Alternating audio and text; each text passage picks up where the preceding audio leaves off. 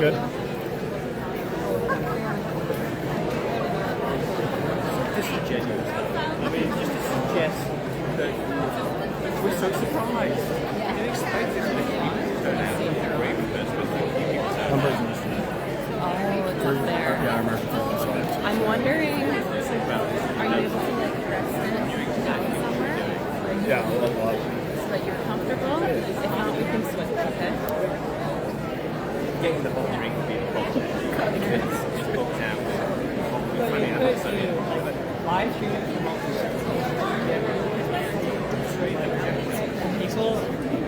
people run meetings like this all the time. I've been in all of my lectures in the university.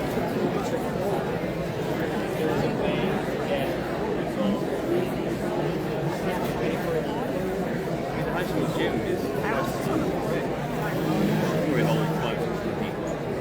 Which would be You might give me feedback. Oh, Mom's on. Oh no, that's not her. Next time.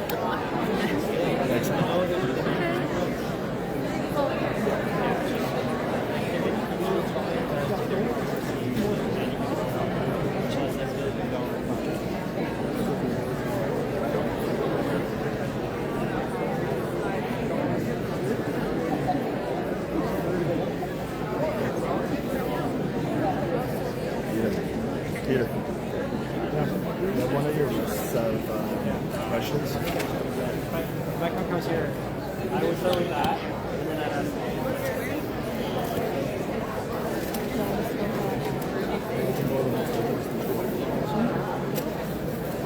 One left. I knew that.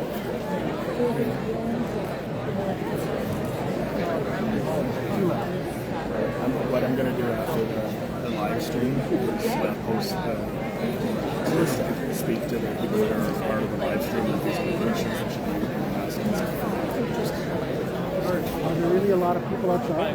Yeah, there's a ton. I've already got 66 people live on Facebook, and I just went by. And I just got worst part of this.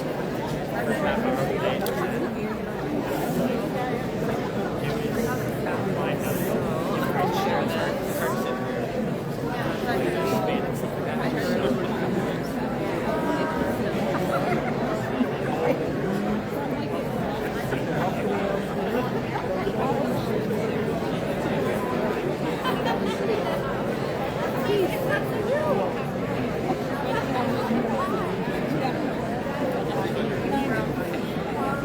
We'll have to approve that, but Phil, I have to ask you where you streaming that? Facebook. Like which, how did they get to it? so it's on his page, but it's made public. I just shared it to the bulletin board. It's made so if anyone looks like Phillip Hemens, they want me to click onto it, and after we save this video, that can be shared. Okay. Currently 93 people, and you should. No, 96, 98. It shows us now 106. Camera in the left corner. Right there with the eyeballs. Can you hear it too? Yeah, I put the microphone on, so they can hear everything we say. Hello. Well, I just. Yeah, it's been approved on like someone has to approve groups, but it's being approved, so it'll pop up. Is there audio on it? How do you get? Can you get good audio? It's the newest Samsung, I hope so. People will say if they can't, and then you can just go over and stand in front of the We'll see. Sorry.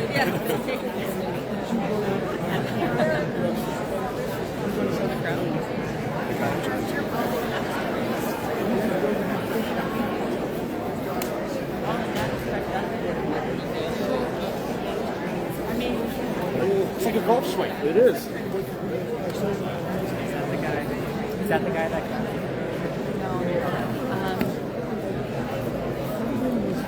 Peter just sent me two.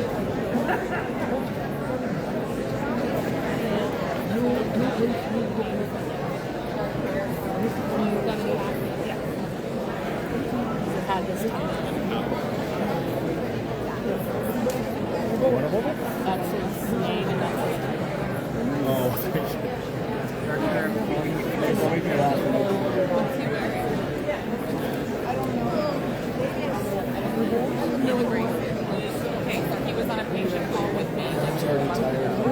So I called this. I was like, who are you? Like, how are you going to dictate what I'm doing here with my patients? Like, it was literally like, how are you?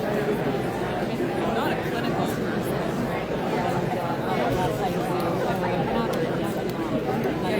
Perhaps there is no there, and that was fine. So she's very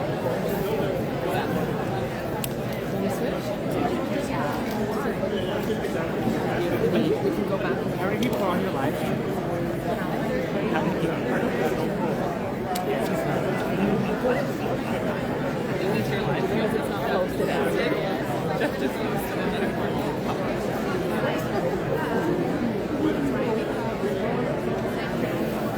How do I send this to Candace to make her watch it?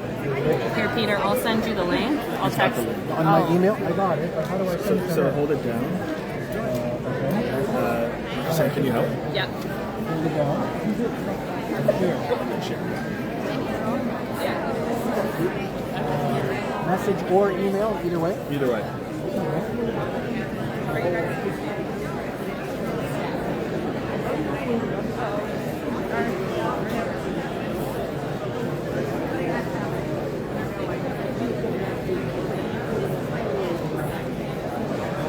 Good evening, everyone.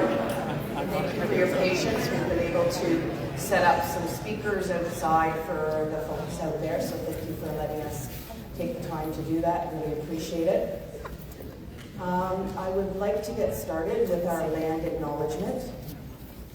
We, Muskoka Algonquin Healthcare, acknowledge that we are situated on the traditional territory of the Ananashpi.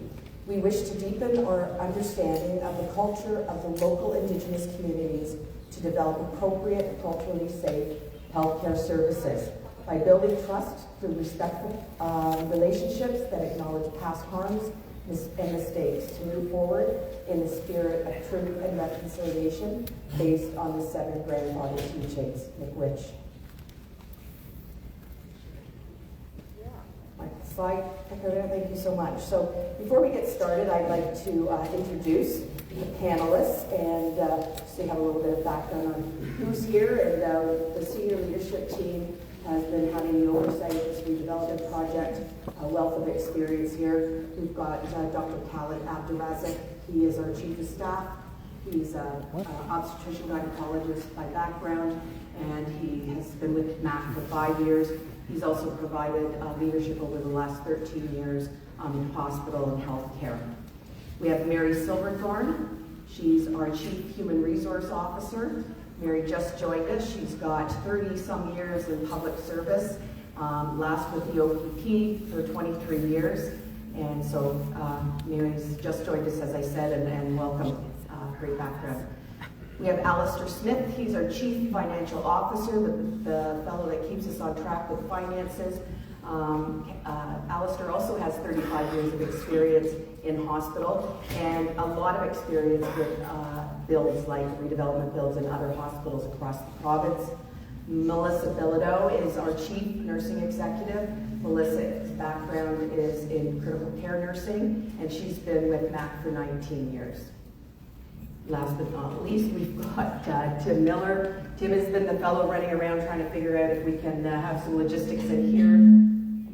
He does the same, sorry about that. He does the same at our 2 sites at the hospital. As you know, you've heard lots about our aging infrastructure, and Tim is the one that helps us make sure that we keep everything together.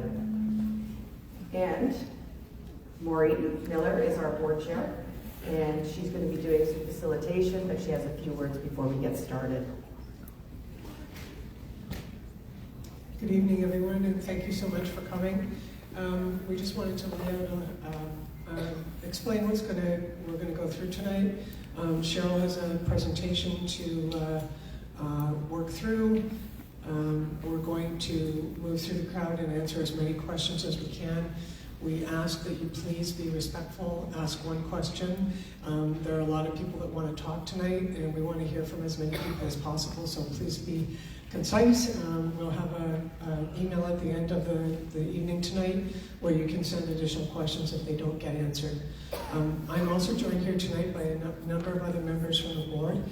Dave Uffelman, our vice chair of the board, is also going to be working the microphone on that side of the room. Also have two other board members here tonight, Anna Landry, who's in the audience, and Bruce Schouten, who is also here. There he is. We thank you all for coming, and we're going to get started, and we will move ahead. We've got some opening remarks from Mayor Maloney before we start the questions. So Cheryl, back to you. Drop it there, Josh. Great. So I am Cheryl Harrison, President and CEO. I've been with the organization about 2 years. I am a registered nurse of over 40 years and about 30 years in leadership across many community hospitals, including in North Central Muskoka. Next slide. So there's 4 goals that we are working on in terms of our redevelopment project. You're going to hear me say it at the beginning of this presentation, and you're going to hear me say it at the end. This is more than just building 2 hospitals. We want to build these 2 hospitals as part of a health system, and we are looking at building 2 acute care hospitals that are affordable for Muskoka, Algonquin, and beyond. We also want to take the opportunity, because this is an opportunity that comes once in 60 years probably, where we can take a look at what we need today, what we don't have today, and what we might have in the future. So we're really looking at some models that will be able to deliver expanded services. We also want to make sure that we're building the hospitals of the future that will attract health human resources. And as well, one of the important things we've seen in the changing landscape of healthcare is the importance of healthcare in our community and close to home. And we have lots of municipalities outside of where our hospitals are. We really want to strive with this redevelopment plan to make sure that we're being innovative and looking for opportunities for expansion in our communities. Next slide. This is our catchment area, and I find this fascinating. We often think of just where the 2 hospitals are and in Muskoka proper, but we have like 4,000 square kilometers that we are covering, 66,000 plus residents in Muskoka, another 12,000 plus in Elmagwood to the north, 80,000, as we know, are seasonal residents that come, and then we have 3.2 visitors that come through Muskoka, and 1 million of those are people that travel through Algonquin Park. So quite a large catchment area in terms of the service that we want to deliver, not only in our hospitals, but in other services. This slide is our journey slide and the planning to date.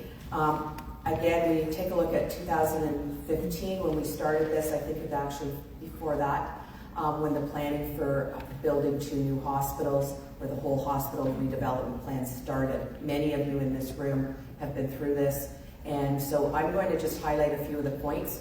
In 2015, we know that an opportunity was put out there to look at 1 hospital. For about 2 years, there was lots of debate about this, and ended up with the ministry moving into only to explore a 2-sited model. Between 2017 and 2019, as we were developing the master plan, there was a lot of discussion about, do we really need to tear these hospitals down and rebuild? And so there was a lot of effort that went into taking a look at whether we could renovate the 2 sites. Unfortunately, the disruption to patient care, you can only imagine, would be when you're trying to renovate and still look after patients. So highly disruptive, and again, not very affordable because of the amount of code that we would have had to come up to with these redevelopment. So in February of 2023 through to September, we looked at the 2-sided status quo model. So that's what we're doing today, and saying, how do we work this to what we can do when we're ready to build the new hospitals. We knew going into this process that we wanted to challenge ourselves. Is this really working? Where are the inefficiencies? Can we do something different? And so I really give kudos to the user groups that were made up of like over 250 people, stakeholders, because they really did try their best to see what they could do with this model. In September, as part of the process, and we were hearing a lot about the costs of redeveloping hospitals in the province, No surprise if you did any construction in your own home or cottage, construction costs were going through the roof. So before we finished the process with the user groups, we wanted to make sure that we got some costing to see where we were, and found out that we were close to 50% over budget with this model. We quickly said, okay, what else could we possibly look at? You know, if it's about construction costs, can we just shrink the footprint, and that would be helpful. You can only imagine when you're 50% over budget, we probably wouldn't be left with much of a footprint at either of the sites. So we had conversations with our partners at Infrastructure Ontario, the Ministry of Health, Ontario Health, and asked them their advice. This is where we've landed. What's your suggestion? And we got very clearly that there is no more money for capital, adding to capital redevelopment for this project. They highlighted the fact that we were very fortunate.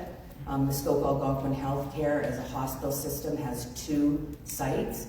Where could you look for opportunities to reduce duplication, be creative, and see what you can do?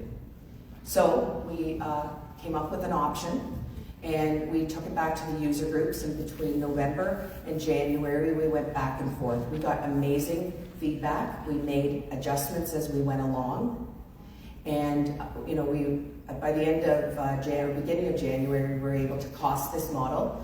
The model is very close to $1 billion project costs. The important thing that we were really pleased with is we all know everybody in this room is contributing to local share. The local share envelope was not going to be increased by this model. So we realized that we had, you know, we're moving very quickly, the confidential process of the user groups, because we wanted to make sure that we weren't coming out with something as an option that we still were working on. In fact, on January 19th, our last user group, we were making adjustments, including the feedback from physicians and other staff about the importance of having an ICU at the Bracebridge site, which wasn't part of the initial model. And so you'll see when I go through that we made that adjustment. Then coming out to the public, this is the process that we're doing in terms of our journey, coming out and talking with folks. Our process for planning, as I said, has been very iterative. It's been very robust. We've had great consultants that have tried to show us what other organizations that are multi-sited are doing that are innovative, and not just in Ontario, but across the world. There are many innovative models with multi-site, and especially with the forward thinking of what healthcare will look like in the future. We also had the opportunity in 2023 to go out to our communities and chat about local share, talk about site selection, but at the same time we had some great discussions with people about what was important in their healthcare in the future.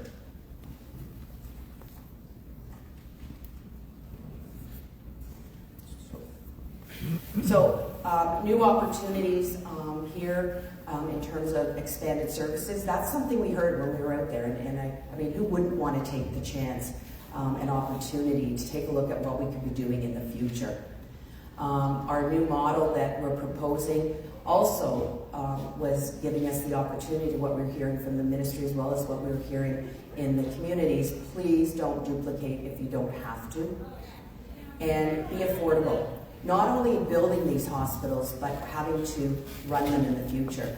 And again, I'll reiterate that the Stoke-Algonquin Healthcare is one hospital with 2 campuses. And they're 2 small hospitals, and have for years run what we call a structural deficit, because the minute that you start duplicating services, and especially small services, you don't have the critical mass to achieve the efficiency. And then we also feel that the new model that we're proposing is actually going to have an impact on the sustainability of our health, human resources, and our staffing.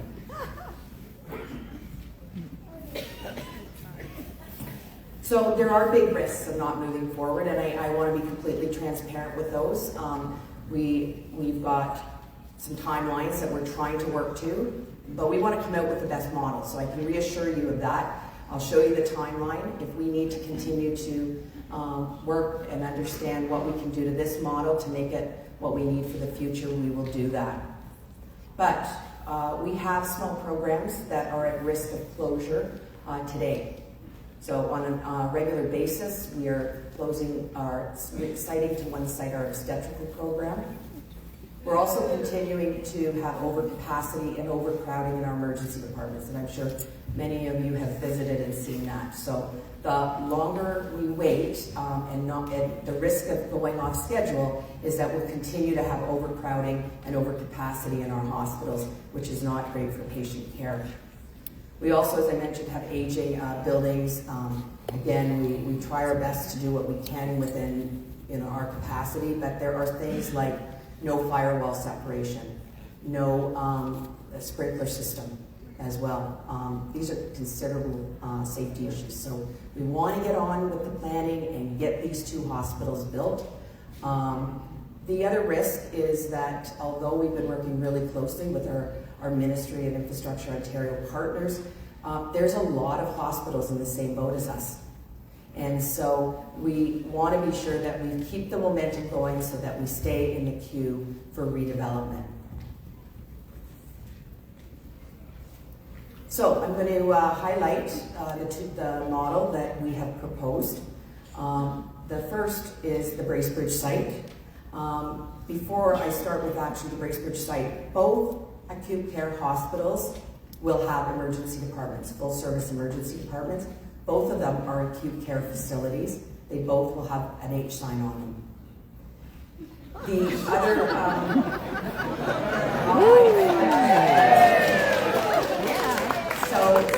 we want to enhance with this development. We want to make sure that we're building hospitals that are also being able to connect with our community. We've been doing some great work already with our Ontario Health teams, and we want to make sure that what we're building is going to be able to continue with some of that great work.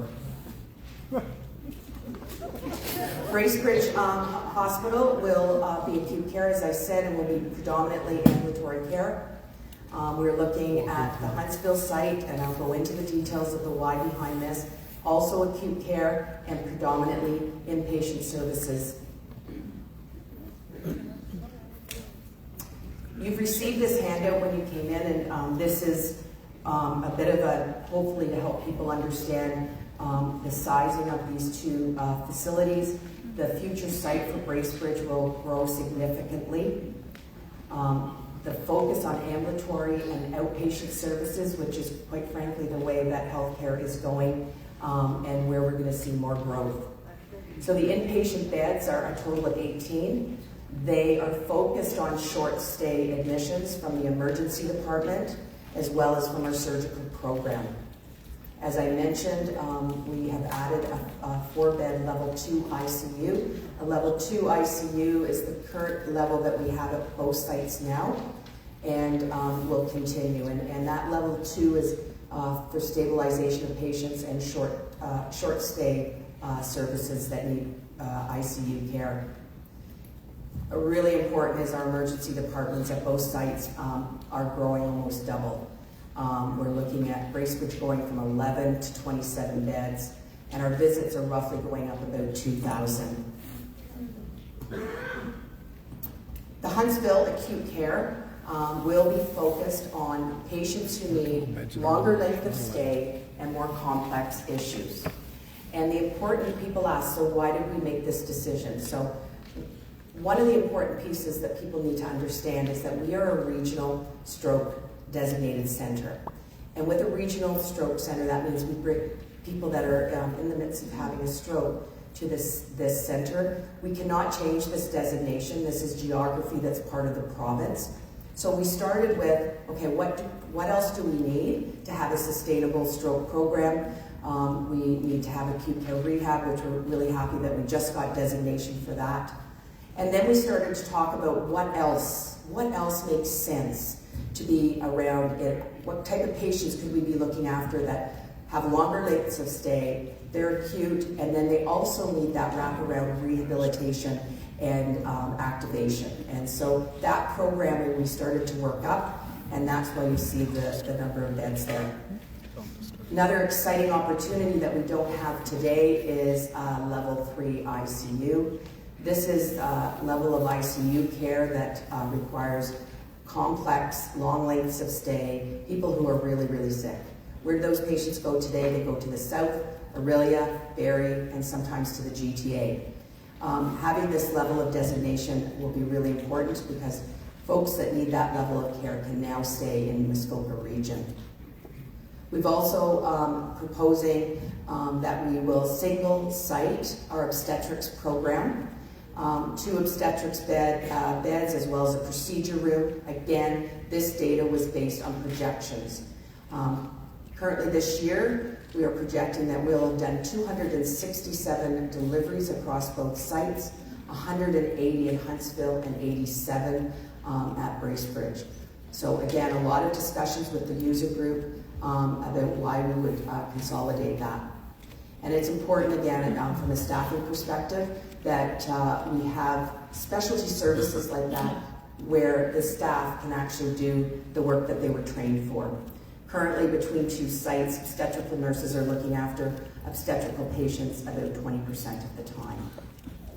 The emergency department in Huntsville will also go up to 27 beds, and they're projecting a few more emerge visits a year than they do now.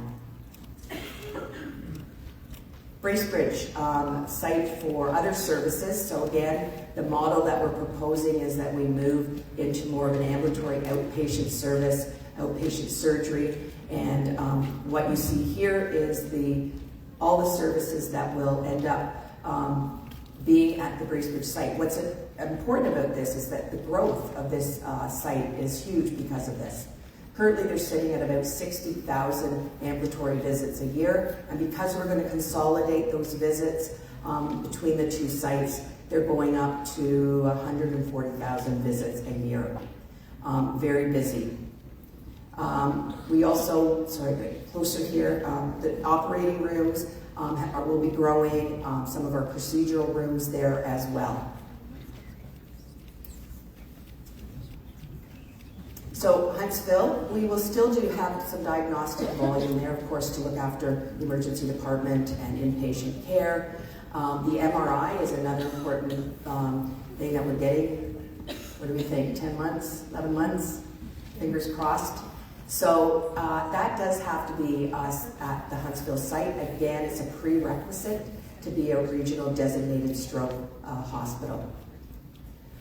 We will continue to keep dialysis at this point in Huntsville, and again, that goes back to the geography of the regional program and the reason why it was cited in Huntsville based on what the next satellite dialysis unit is to the north and to the south.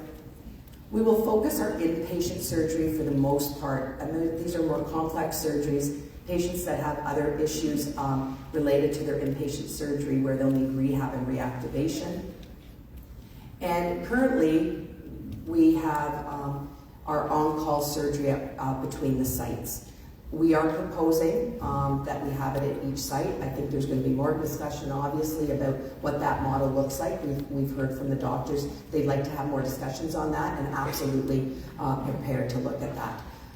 We had heard initially that people traveling, trying to eliminate travel for people who need life-threatening surgery was not a good thing, so we have put that as a proposal in the model. Huntsville will also have 2 operating rooms. Again, for the inpatient services, there'll probably be some same-day surgeries that we will have to put in there just to keep the operating rooms efficient. And and for cesarean sections, we need to have a spot OR for that as well. So, just to talk a little bit about the new and expanded services, and much of I've already said, but I want folks to think about what we have today, what we don't have today, and what a model like this potentially could give us. Expanded emergency departments. Again, we have a lot of discussion about, we've looked at other models that are multi-sited, and some have gone to urgent care centers. We really believe that the geography of our area need 2 full-service emergency departments. So that actually didn't even come into the conversation about whether we would have 2 emergency departments or not. The other thing that will be great is being able to have fast-track areas in our emergency department. Currently now, we don't have any space to be able to fast-track patients, and what I mean by that is come in with a minor illness, or injury, you can go off to a separate area. A nurse and doctor can see you and get you on your way, and we don't have to have the use of the more acute area of the emergency department. The other area that we're looking really forward to improving is our mental health rooms in our emergency departments. We've, again, done our best to create somewhat of an environment where people come in with a mental health crisis, but it's been tough, again, because we haven't had the footprint to do very much. Outpatient surgical opportunities with this model, when we're concentrating the majority of our surgeries, which are anywhere between 85 and 90% of our surgeries are outpatient. It opens up the opportunity now for other services we're not doing today. I had a great conversation with our orthopedic lead from Aurelia this week, and very supportive of the fact that we would be able to bring surgeries like hip and knee replacements in the future in our ambulatory care center. As well as orthopedic trauma. Right now, most of it has to go back down to Aurelia, but with this model and having procedure rooms, we'll probably be able to do a lot more of orthopedic trauma as well. And we're really just skimming the surface right now. I mean, look to the future. What was in inpatient services 5-10 years ago, totally different and moving to outpatient. So we want to create the opportunity to have that flexibility for expansion of services that we don't even really know about today. We're also wanting with this model, again, because we can concentrate our diagnostic services, perhaps there's opportunity for putting diagnostic services outside of the hospital as well. So in areas like Berks Falls, we already do lab and DI up there. We've had some interest from family health teams and people who are looking to the future for creating health hubs. And this, again, may be an area where we'll be able to expand diagnostics. We're also, with mammography, of course, with the screening protocols that have come out, we're going to see a significant increase in mammography. What we want to do is not just provide the service, but we've heard a lot about innovative women's health. So again, everything at one site, come down and have your mammogram, your bone density, and then have a clinic where we're looking at women's health issues like menopause, high blood pressure, cardiovascular disease. I've mentioned the MRI, which is available to everybody within and around our area. The other thing we're looking at with our redevelopment is our Indigenous healing practices to support our First Nations. We've, again, barely scratched the surface there to some of the things we can be doing in our new hospitals, and it's been interesting through the discussion about some of the things that we can plan. Virtual care integration in all areas of the hospital. So no matter where you are in the hospital, right in patient rooms, in 10 years there will be virtual care capability. Obviously being able to have that capability to work between our hospital sites as well as with other healthcare facilities, or perhaps between hospital and community partners. The other thing that we're looking at for the future is being able to have some outpatients that are focused on mental health wellness, rehab services, and again, not just at the hospital, but taking that service out into our communities. So, new and expanded beds, a total of 37 beds, level 3 ICU that we don't have today, acute rehab care, which again, we've just started and could be used for so many things, especially for our seniors population that come in with their acute injury or illness and be able to be rehabbed or reactivated so that we can actually get people home when they should be and not stay in hospital. The ministry is, our target for ALC is 20%. We believe strongly that a model like this where you can have wraparound services will certainly help us get to that target. Currently now we sit at about 30%. The benefits on patient care when people are cohorted together with similar needs, there is a ton of evidence out there. I have my own experience with implementing something like this. Again, one of the benefits is that you get staff who are very interested in having their specialty, whether it's rehab, obstetrics, and or geriatrics for that matter. And so when you can cohort like groupings, There is great staff satisfaction, but even more so, there's great patient outcomes. So we, again, we know we've got a lot of work ahead of us around recruitment, and we do feel that this model out there will help recruit staff for those specialty areas. Wow. Oh my God. Next slide. Can you just give a better definition of what ALC is, please? Sure. What patient that is, and what type of bed they take up? Okay. So alternate level of care are patients that come into hospital, and they usually come to hospital in an acute state, but they have sometimes a lot of social issues or complexities. And so they go through their acute phase of treatment, and then we need to work on getting them back home, or now they're decompensated so much they can't go home, and we have to discharge plan them to either long-term care, retirement home, that type of thing, even group home for some folks that have mental health issues. So they occupy our beds, but I also feel strongly that we could be doing better to prevent them from becoming ALC. What percentage of beds get used up by that population? Today is 30%. And our goal with the new model of care for patients who are at high risk of becoming ALC, that would be in our units in Huntsville. Our target is 20%. Actually, the target's been set for us already, but we feel pretty confident that we can get that down. Does that count the number of ones that are in the med surg department and the ones around the hallway? What? Okay, we'll get to you when we finish. Sorry, you can ask a question. Thank you. So we do have a lot of work ahead of us.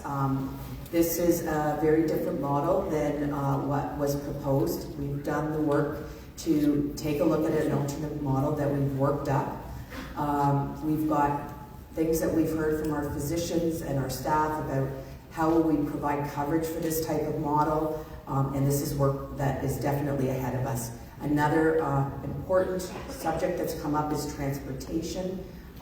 There will be some more transportation between sites, largely for family members that have patients in longer stay beds.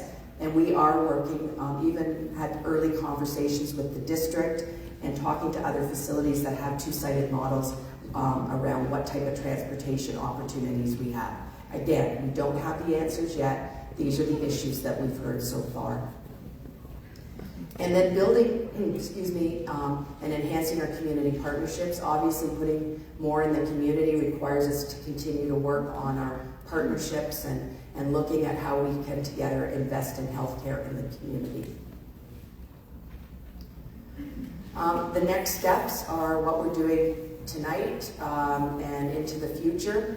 We know that change is hard, and this model that we're testing, we know that we have a lot of people that have a lot of questions. We will continue this journey of chatting with everybody, getting to the table, having solutions. The one thing that I'll stress is the status quo model will not work in the future. So this is a proposal in terms of what we think is a model that we can look at, and we'll continue with the engagement, whether it be in forums like this. We've got an upcoming meeting with our Credentialed Staff Association, and really hoping that everybody can come with ideas and solutions for how we can make this work. These were the timelines that we were trying to work within. Actually, the schedule, we were supposed to submit in January. And of course, when we knew that we had to look at something different and we needed to have the community engagement, we knew that that was going to take time. Chatted with our partners at the ministry, and they said, take the time. You want to get it right. We want to get it right for you. Take the time and do that. So those dates were targets. If we have to go past that, we will go past that. If it's not the spring for stage 1.3, then when will it be? I guess that depends on how we get to solutions together. This is the ministry approach to capital planning, whether you're rebuilding hospitals here or in the city. We are at stage 1.3, which includes submitting our site selection, local share, and our functional program. Very quickly out of that stage, we get into detailed planning, which is the fun part where people can actually, help us plan what rooms are going to look like. Our schedule was that we could go out to tender in 2027. After that process, we could be looking at awarding contract and shovels in the ground by 2029. We're hoping we can stay in that type of queue. Again, conversations even today with Ministry of Health, Ontario Health, is please keep consulting. You've got a good model. There isn't any more money, and we will work with you to try to keep this project going. Next slide. Just so folks understand, local share, that's a financing plan that local share has to be raised by our communities. The local share comprises about 10% of the construction costs, and the ministry pays 100% or 90%. Sorry, that was a slip. We only wish. And then as part of local share, we also have to pay for all of equipment, furnishing, and any land that we have to purchase. So we've been working, Maureen and many people in this room from our communities and municipalities have been working hard over the last few years on how we're going to do that. And again, that price tag is $225 million that we have to raise. The municipalities are on this slide here. We even have the municipality that's not in our district in Almagwood who have also stepped up to contribute to local share. Our great foundations that support us every year with great donations, they're working on a capital campaign that we will have to use. So this is what I would say to you when I have updated the ministry on our progress this past year. And they know, I've shared with them that we have, of this plan, almost 95% of it, not raised, but we have a plan. Some people at this point, when they're redeveloping, their plan is, we'll get a plan. And this has been hard work, a lot of money from our community, and we want to make sure that we keep the project going and that we keep it within the affordability that we need to. Just as an update, this is the site selection for the new Bracebridge site, 300 Pine Street. The information on the right-hand side there is the criteria that we used to choose the site. In Huntsville, the site will be the original site. We've got lots of land there, so we will build the Huntsville site there, still operate the current site. We're hoping that we might be able to use a bit of the Huntsville site for some administration, support, that type of thing, so we don't have to tear the whole thing down. However, it's yet to be seen whether we'll be able to do that. We cannot use any of the Huntsville site for clinical care. It is way off of code. So I started, as I said, and I would end with, Made in Muskoka Healthcare goes well beyond 2 hospitals, regardless of what they look like. We've got an opportunity to be innovative, to be future focused in what healthcare can look for generations from now.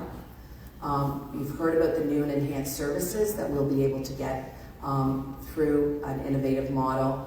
The sustainability of staffing. Mary will be happy to talk to you about how building 2 new hospitals, having new services and expanded services will actually be a magnet for staff in the future. And community integration is also an important piece. All of us up here, we've been in healthcare a long time.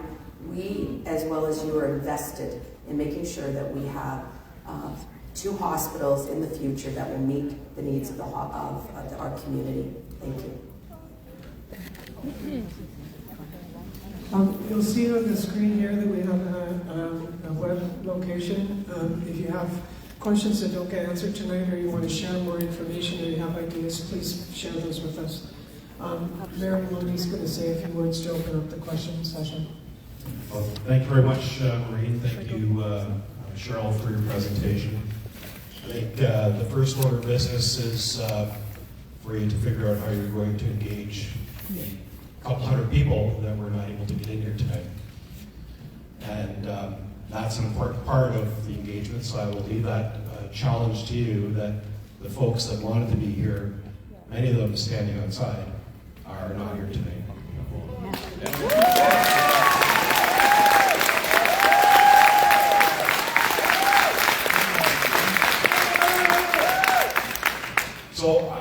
I will acknowledge that you provided a plan that you believe will serve Muskoka Algonquin Healthcare and the catchment area for the next 40 years. I'm here to share with you that the community that I represent, the community that is here today, a community that is no less deserving of the best healthcare that it can have, feels much differently.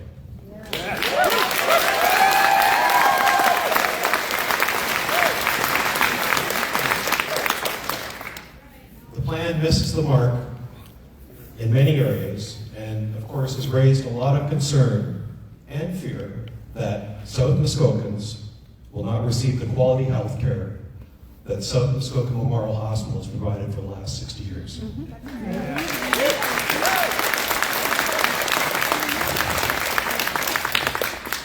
You've gathered us here tonight to listen to what we have to say. I want to make sure that as many people have the opportunity to speak this evening as well.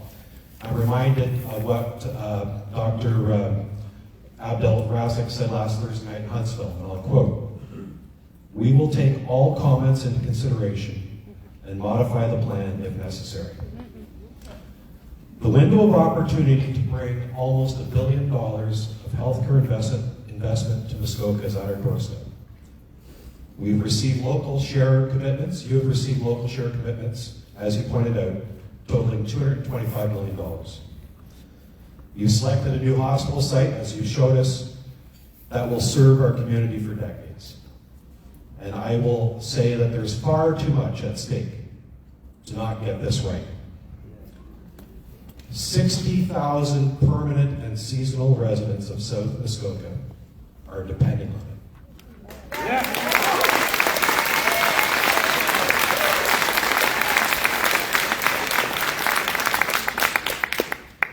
Cheryl, I was pleased that you said that we are wanting to get this right. I totally agree with you. There is no rush to this process. For those that say we can't delay, I say we cannot afford the risk of submitting a plan that is wholly not supported.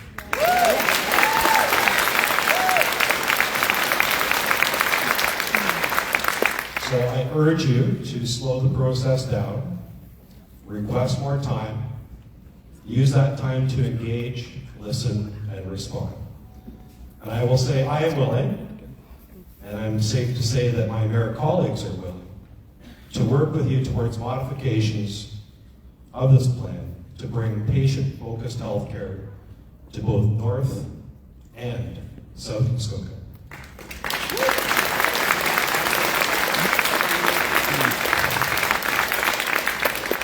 So as I said, it's important that we hear what people have to say.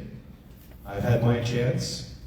I will turn the mic back over to you, but I will say to my fellow residents of Bracebridge and South Muskoka that in order for us to get the best out of this evening, we need to be respectful. So,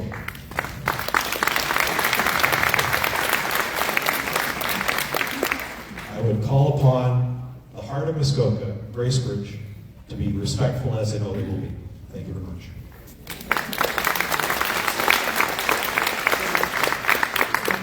Thanks very much, Rick. We realized that the venue is not big enough to fit everyone. We had already moved it once, and we are more than happy to have another meeting to accommodate the people that weren't able to be here tonight. So I would start with that. As quickly as possible. Dave, you want to start? Before question and answers, we have two of our physician leaders who would like to make some comments. I'm Sheila Brannigan. I'm a family doctor up in Huntsville. I've been a family doctor since 1990. I'm one of the obstetrical providers in our community. I'm the current chief of obstetrical services. Louder, please. Louder, please. Thank you. Better? Yes.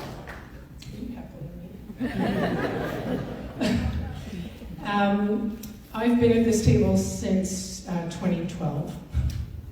I've been to a lot of meetings about designing healthcare for this area. No, this is not what we thought we were going to be coming with. This is not what we asked for, and I'm not telling you secrets. And in October, when the costing came in, so myself and many of my colleagues have dutifully shown up to lots of meetings. When the costing came in and the reality hit, I will admit I was pretty angry when I first heard it. I have described it in the past as a gut punch. It felt like everything I've been doing for a very long time was now inadequate, seemed to be inadequate. It was very difficult to swallow. And in fairness, I've known this longer than many of my colleagues.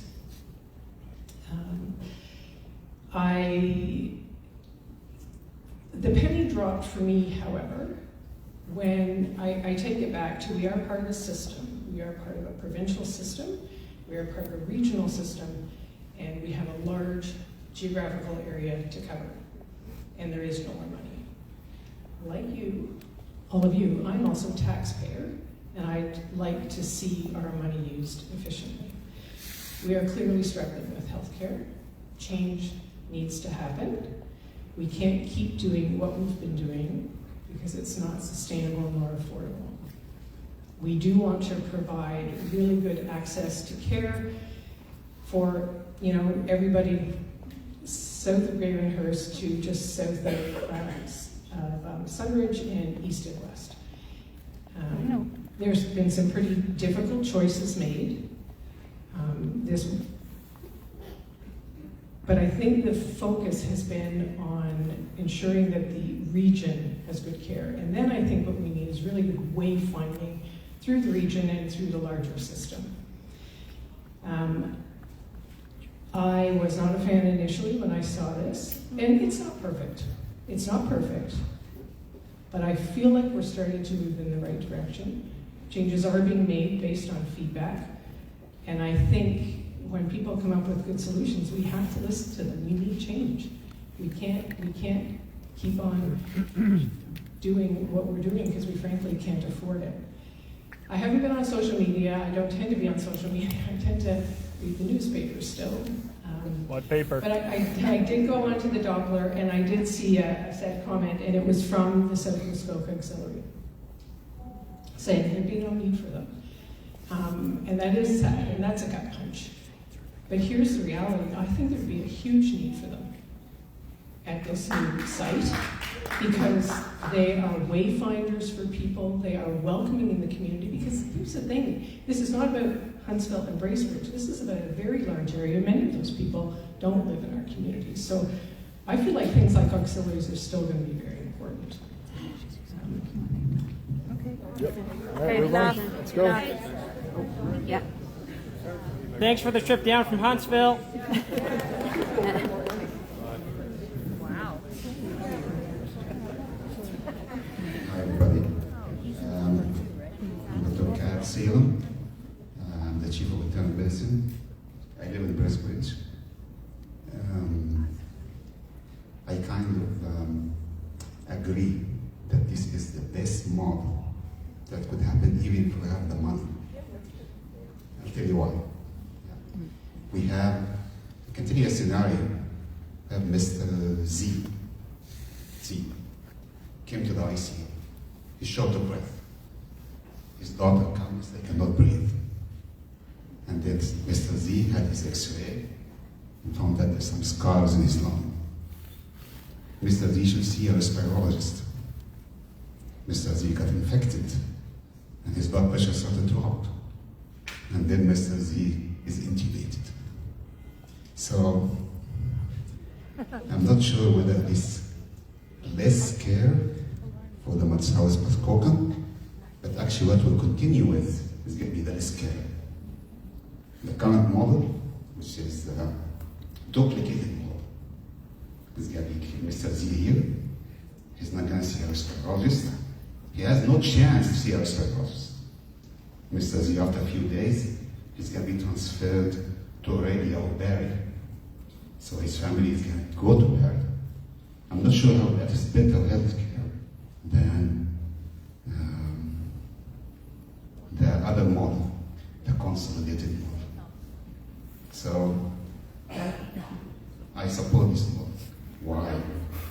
improve quality. It's not just a resource, it improves quality. Thank you for, that's the courageous of you to clap. Because it's not easy to discuss in an inflammatory kind of environment. It's not easy at all. But we care about these patients. I see Ruth here. Ruth would be, she's a nurse, should be caring a lot about Mr. Z. Mr. Z is going to be hypoxic. Okay. I see Amy here. Amy here after a few days. You want to care about Mr. Z here, but he's going to be sent away. So I can't disagree with Mr. Maloney. Can we hear from the Bracebridge doctors? I live in Bracebridge. He practices in Bracebridge. I'm sorry? I'm a Bracebridge resident.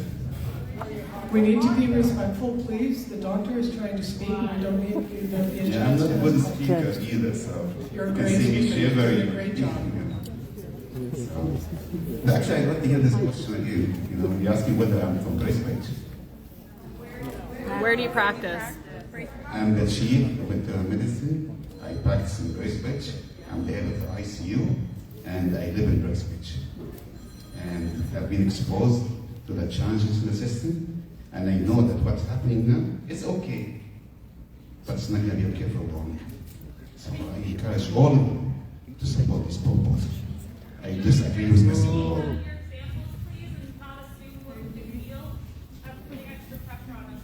We need to, if you'll have a chance to ask your question, and please ask if the doctor can finish, and please put your hand. He's done. He's done. I can't, no one in the room can hear you, so please go ahead. I can. It was asking him not to use nurses' names and assume things about them. No, I'm not assuming anything. You know, I know that they are caring nurses, and actually that they have good relationship with nurses. Go ahead. You, sir. Okay. So with your practice,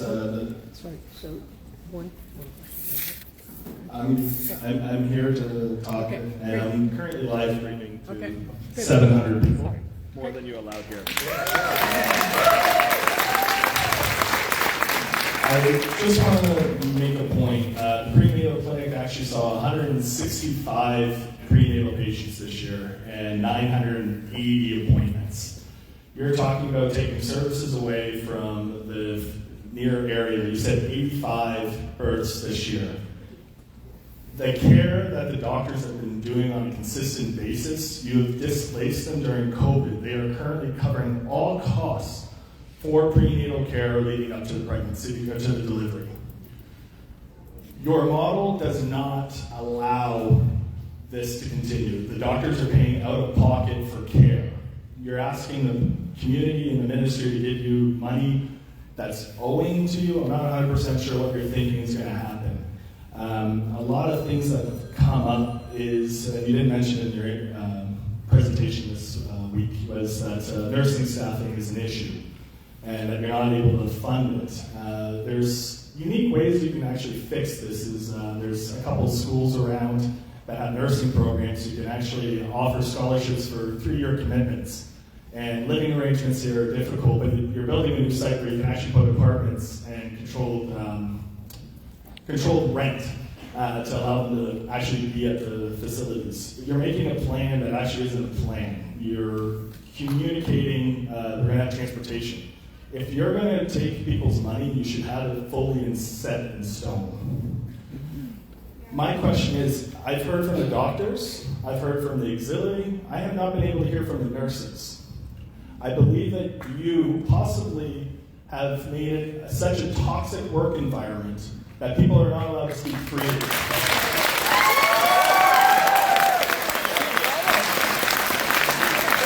There have been a letter that's been circulated by some doctors saying that when they've spoken out, they've been written up, disciplinary, and you're asking for people to come work for you.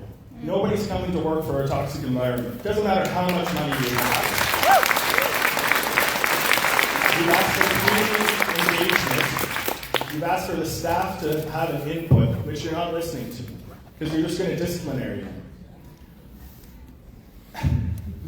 It's interesting because I've lived my whole life here, and you guys don't seem to understand what's actually going on. A few of you will be going back to your services in Aurelia. I couldn't get an ultrasound for over a week for a torn Achilles last year. You outsourced because you didn't have enough staff because they left. Aurelia could not accommodate your error in judgment and inability to retain staff. I believe that you need to relook at the model. I think you need to relook at your staffing, and I think that you need to relook at your leadership to allow growth to actually take place. You're currently taking away services, which is going to cause more issues. I ask you to readjust, refocus, and be upfront.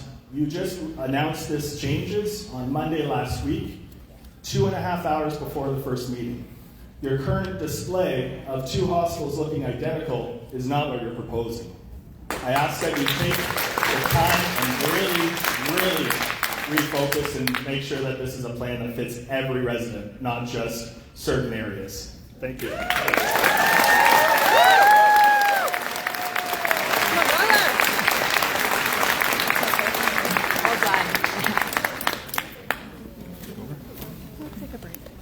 Thank you. We need the microphone for the live stream. Okay, I'll use the microphone. Good evening. Alan Clark from Bracebridge. First, I would like to recognize the thousands of hours of effort by this board and the previous board in bringing this plan to us here tonight. But we did not know at the start that the cost would balloon to over $1 billion.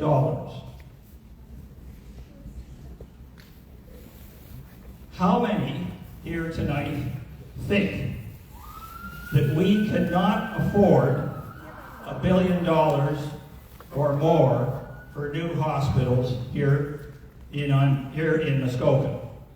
Raise your hand. So everybody here thinks that we can afford $1 billion or more for hospitals? You do? Okay. That's a stupid question, really. How many here think our current hospitals, with some help, can serve us now and into the future? Raise your hands. Not many. Okay. Where's your question? He's not the president maker. I feel we have invested our hearts, our minds, and our money into our current hospitals. Let's not throw them away. Let's use them. Let's use them more efficiently. How many think that the key to this efficiency is emptying existing critical care beds? Where's the question? Secondary care facilities. One in each of our main towns. Gravenhurst, Bracebridge, and Huntsville. Raise your hands. What are you asking? Why are you asking us? Ask them. We're asking if you feel that we can't afford $1 billion. You've told me that. I'm asking you if we should be using our existing hospitals that we've spent hundreds of millions of dollars developing over the last 40 to 60 years, rather than throwing them out, because this new model for hospitals is throwing out our old hospitals and getting 2 new hospitals. This Ask is the board one question. $1 billion. This is Q&A for board. Mr. Clark, please. There's many people that want to hear and listen and ask questions. Please ask your question and then pass the mic on to someone. Okay. So the question is, I appreciate it. So our question to our board here tonight is, do we need a new board? Yes. Or Yes.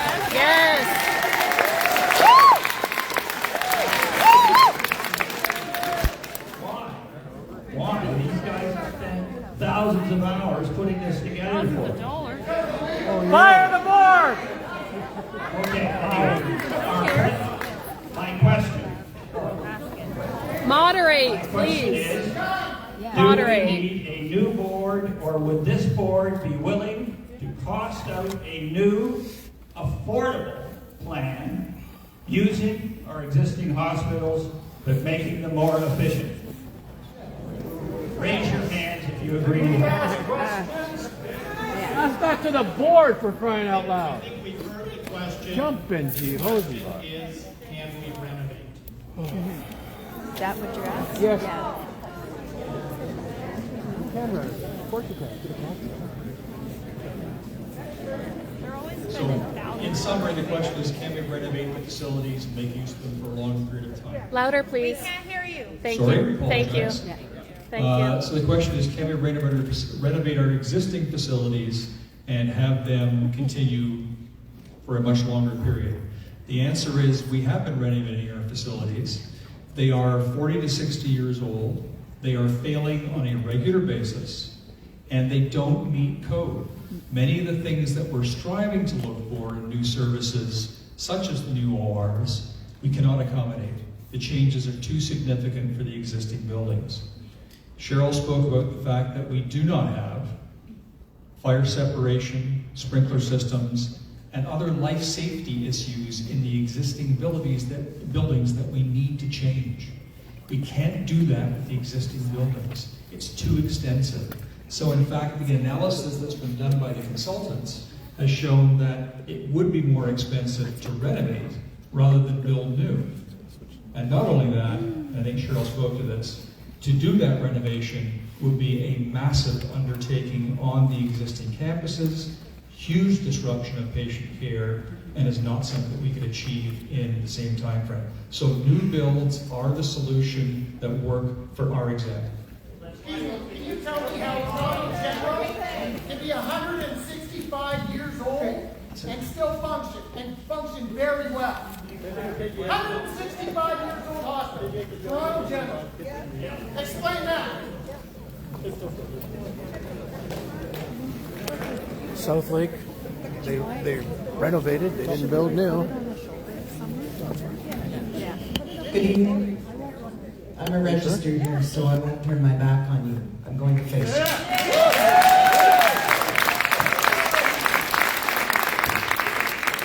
I'm a proud registered nurse. My name is Erin Harris. I'm the provincial president of the Ontario Nurses Association, and we represent 68,000 nurses and healthcare professionals across Ontario, including your nurses that work in these hospitals.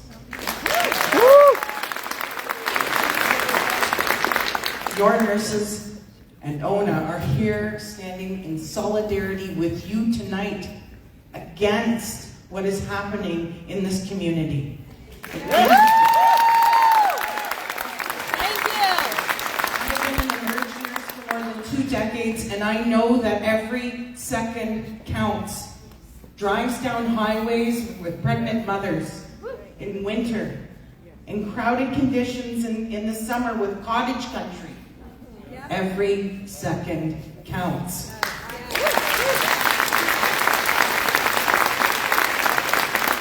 So I'd like to ask, what is this organization thinking? Because they're certainly not prioritizing your well-being. They're clearly not concerned about taking action to correct it either at this point, and correct most certainly the shortage of healthcare professionals and nurses in these hospitals. Your nurses are doing much more with much less. And what has Muskoka Algonquin Healthcare done? In turn, they have cut nursing staff, and they continue to do so. So how are we going to staff these facilities when they're cutting them? When they're cutting nursing positions now? You need to ask yourself that. Nurses are a vital part of your community, and they need to continue to be part of this community. None of this will work without nurses and healthcare professionals. It appears as if this organization is putting its needs first and yours last. But we're not going to stand by, we're not going to turn our back, and we are not going to be quiet while our healthcare services are carved up and watered down. We are nurses, we are patient advocates. You are what matters to us. So we're standing with you to shout from the rooftops. And when nurses are shouting from the rooftops, that tells you something's wrong. We, as nurses, are saying no to this plan. Yeah. The hospital asked for your feedback. Well, here it is. We say no to cutting access to care, no to cutting nurses, and to those all professions that provide care, and no to putting patient care at risk. This community right now is powerful. Look at you. You have a voice, and we all matter. So ONA is not giving up on you. Your nurses are not giving up on you. And together, we can fight back and win this thing. Yeah. Woo!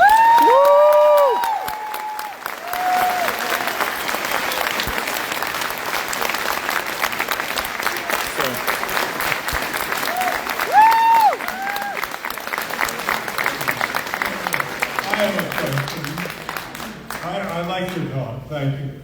But I have a real question that I can understand. I'd like to get some answers for.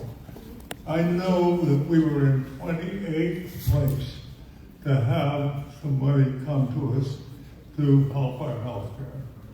We were moved to second place by the government that's in power.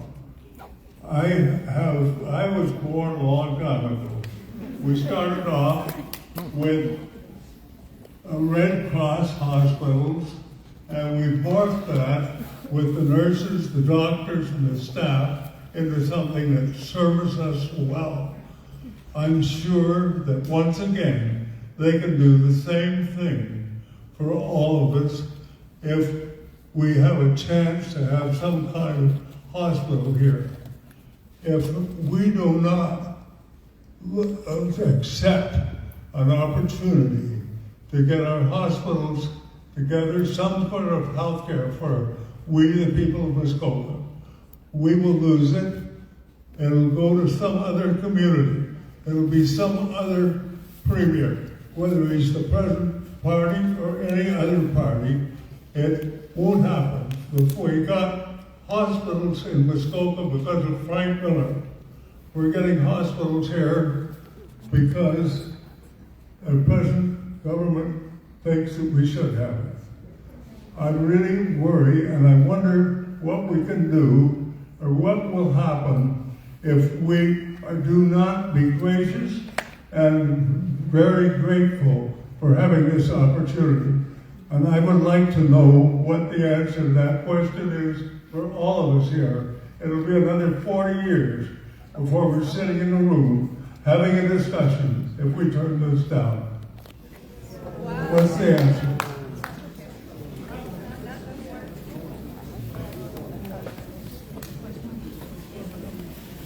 My name is Penny Barney, and I am a counselor from Gravenhurst. And I would like to thank you, nurses, for saying what you said. I am also a nurse, a retired nurse. And there's a few others who are retired nurses in the audience. And we feel very strongly about what you just said. But having come from Gravenhurst, where we lost our Muskoka Center, we've also lost our fire college. And I would really like to see, I would really like to see the main hospital be here in Bracebridge, because what's going to happen is our community, half of us are going to end up going to Aurelia. We're not going to make that trip to Huntsville. I understand from what we had at our meeting in Gravenhurst that the larger hospital is suggested for Huntsville, the smaller one is for Bracebridge. I'm telling you, Bracebridge, you have to fight for this hospital, because I really feel that you're going to lose out like we have in Gravenhurst. And we will lose as well. So please fight for this hospital to be here.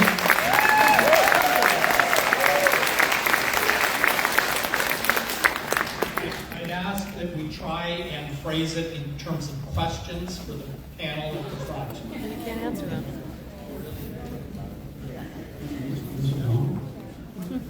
I'd just like to say that I don't believe the people in this community are going to be happy until both of those hospitals are the same.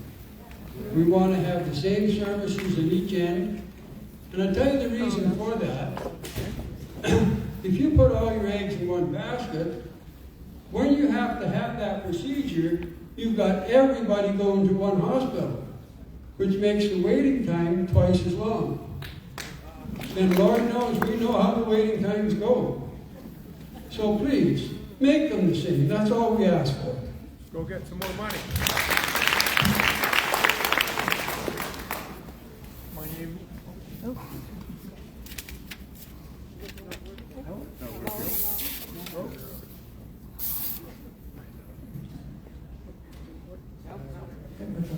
Okay, there we are. My name is Dave Ronald. I'm a chiropractor in this town for the last 33 years. And I want to offer a solution. You are in a tough spot. You realize that everybody is against this. But I really would like to go back to what you guys said, new model, new opportunities. The representative from this area is here now. And I don't believe for 1 minute that we can't have this model in reverse. With the smaller ones in Huntsville and the larger ones down here. Now I realize by geography, from a stroke standpoint, that not may be the case. But there's got to be some lobbying that you can do with the ministry to say that for 37 kilometers, that's the reason why we can't have, because people are mad because you're not representing them. You're not doing it on purpose, but you're not showing up for us. Gravenhurst has to go all the way to Huntsville. 30,000 people come on in Muskoka Lakes in the summertime. Reverse the model and give it some true thought.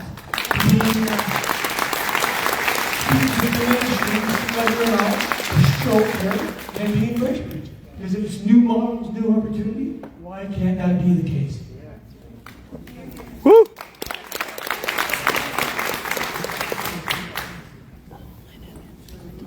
Yeah, absolutely. First off, I'd like to just recognize that there are other registered nurses in the audience, including myself and many of the other people. And we do care about care, whether I'm an administrator or whether I'm an emerge nurse in the bedside. So I just want to make sure that I get that out there. I'm sorry that I just need to say that.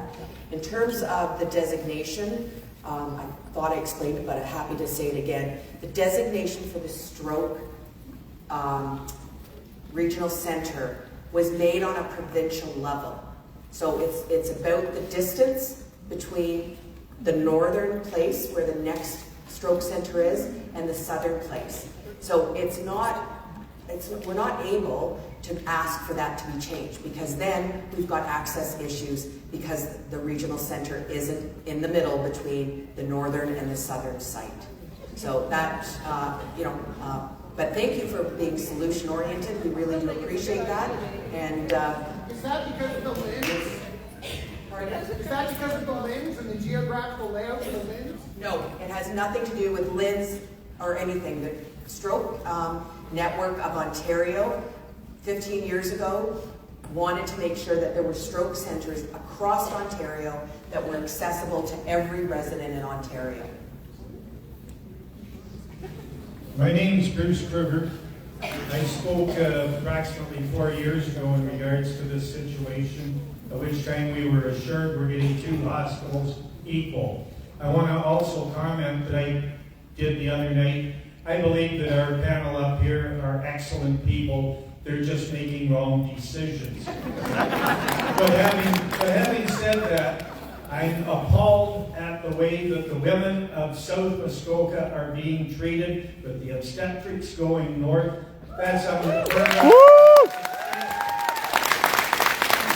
The second thing is that we have a letter that's been well distributed from the doctors I would like to hear more from the doctors tonight. But when we have 39 doctors that signed that document that are furious in regards to it, I went to the doctor on Wednesday. He says he's moving the minute you people approve this plan. Not even when the bricks and mortar start. I lose a family doctor.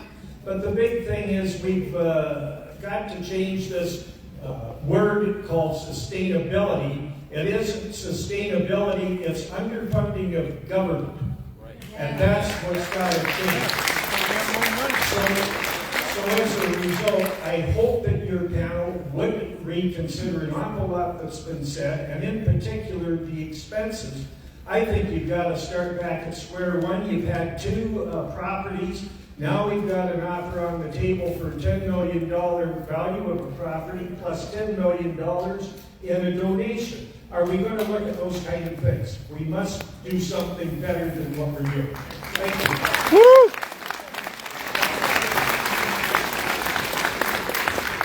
Thank you, Bruce. It gives me an opportunity to give a little bit of a clarity on something you said. Sure, we can all say that healthcare is underfunded in the province. We know in regard to provincial funding across the country, how we rank relative to other provinces. But that won't solve it for us because we have to live within the budget we're given. We don't get to do anything different about that. In regard to, what was the second? The property. Thank you, the properties. The statement that you made is actually incorrect. The decision on the new property for Bracebridge was based on information available through negotiations with the 2 property owners at the time. We made the decision. At that time, both properties cost money to the hospital, which is part of our local share. Neither was free. One of the, and this is confidential information, so I gotta be really careful how I say this. There was a potential promise of a donation. There was never an amount stated. So anything to the contrary is incorrect. But both properties were going to cost us money. Why wouldn't you have I beg your pardon? It is being stated by the owners now. That is correct, and it's rather difficult when that's subsequent to when a decision is made. It sounds like they are disappointed, and I appreciate why they are disappointed with that decision, but it does not change the fact that at the time of the decision, both properties cost us money. This is an open forum. Now you The question is thanks for the question, Bruce, and thank you for all the questions and the comments that have been stated tonight. And as Mr. Mayor mentioned, and all that will be taken into account and into consideration. I would just want to highlight 2 main points before I speak about obstetrics, maybe later in the meeting, so that we can keep the questions going. In terms of physician participation in the plan, we had up to 12 user groups. They gradually collapsed into a smaller number of user groups, focusing on multiple care areas. And we had a total of 6 rounds of user group meetings. We had 250 professional staff involved in user groups, physicians, nurses, respiratory technologists, pharmacists, representation from patient and family, so it was quite an extensive process.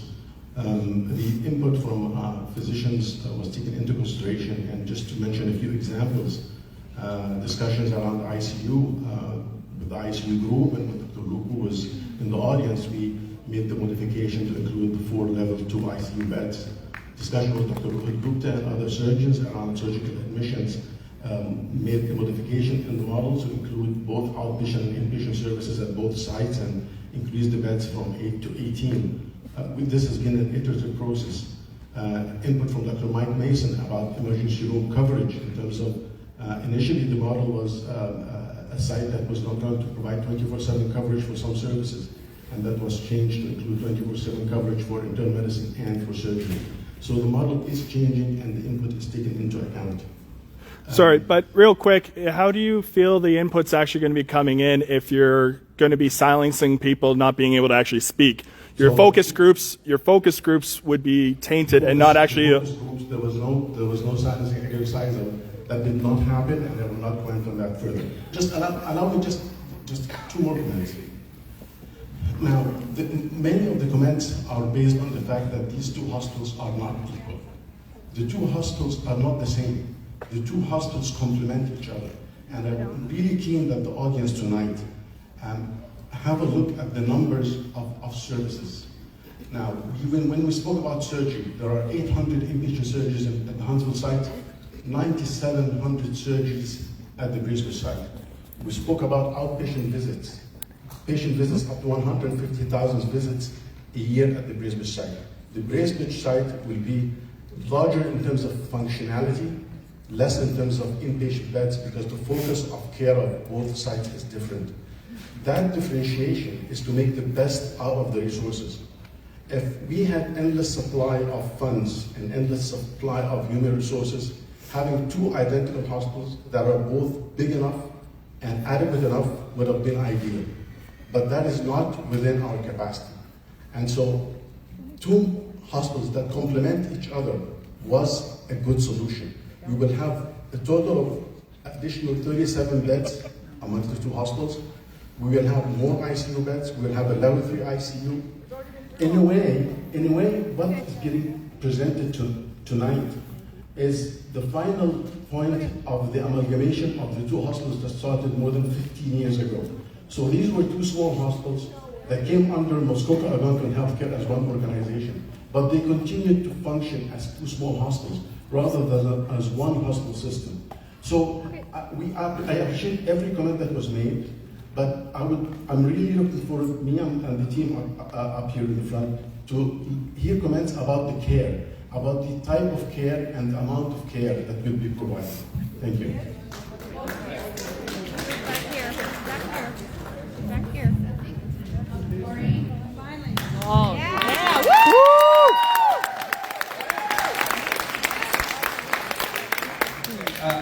I am Dr. Gupta, one of the students here.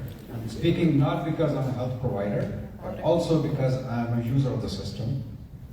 I sincerely, with folded hands, request the board, all the politicians, and the leadership to not go ahead with this model and think. Dr. Razak, I hear your comment.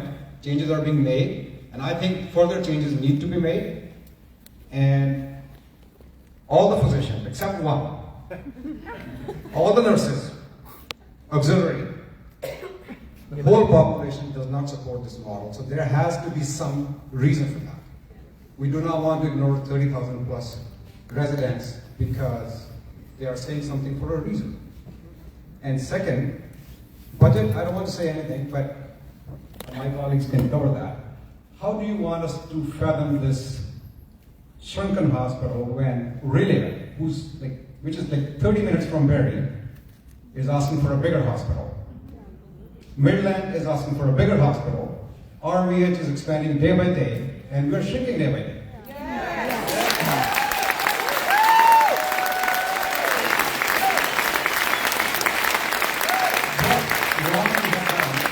To deserve this.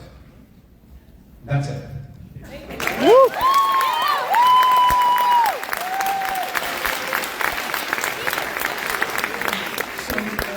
Dr. Gupta. I want everybody to be clear that we have already started, we have an upcoming meeting on February 20th with all the doctors, where we hope that everybody will come and provide additional information for us at that time. Dave, have you got a question on that side? Excuse me, I'm not the property owner.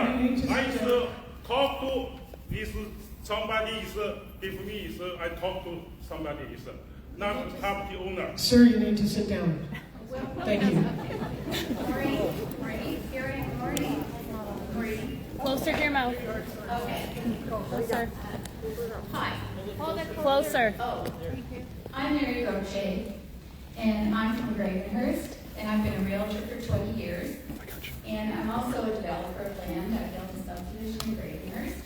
And the decision in regards to the property, when I looked at it, I looked at their reports, the strengths and challenges, and the deal was set to go to Muskoka Beach Road, the corner there, and all of a sudden it got switched at the last minute. They were told there was a deal, and then it got switched. And I thought to myself, oh my gosh, they're going to 45 acres on Pine Street. As a realtor, I would have a hard time selling that property for a couple of apartment buildings. If I was on the lake, I'd have a family compound. It is not big enough for future growth. And the corner, and it used to be owned by Bowers. All of a sudden it switched. The town bought it for $1.3 million in the registry. I don't know what else transpired, but I looked it up. And I'm thinking, but the owner of the other property has made an offer after the fact, and I think it should be considered because they're talking about future growth, but I think they're thinking of you as a satellite, like an emergency, just like a walk-in center. Yeah. So I'm just, it was pick and bait, and I'm really disappointed, but I think we have an opportunity to get that property and get the right one. Now, the mayor said, if we don't use that property, it could be used for housing. So it won't be lost. But I think we as the people have to say, it's only 6 minutes down the road. The one big thing they said it was close to downtown. But Pine and Taylor's very busy. The other location has a corner. You can have access. It's flat. It would be I think as a realtor, the best spot. That's my opinion. Just over there. I'm only making 5 points. That's the biggest one. My other point. I'm stating what my opinion. Listen to the doctors. They know what is needed for the long term and how to operate a business. I don't think the board does. The reduction in beds means that the revised model and reduced services. What I looked at is the central location of Bracebridge. It should have, personally, one hospital, the large one here, because the population is central. It goes east, west to Port Carling, south, and Huntsville. I agree. They're a great hospital. Let them have whatever they need, but we have to have the biggest.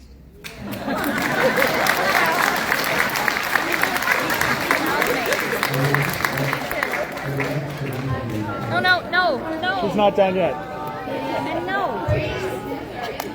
mayors and council, please look at the number of people who are speaking out now. Listen to everybody. Take this serious. Take it back, and get it done right. Because my kids and grandchildren are going to be affected.